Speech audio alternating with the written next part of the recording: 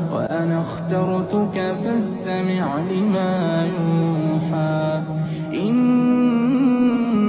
إنني أنا الله لا إله إلا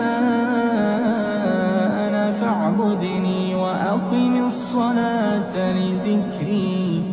إن الساعة آتية أكاد أخفيها لتجزى كل نفس بما تسعى فلا يصدنك عنها من لا يؤمن بها واتبع هواه فتردى وما تلك بيمينك يا موسى قال هي عصاي أتوكأ عليها وأهش بها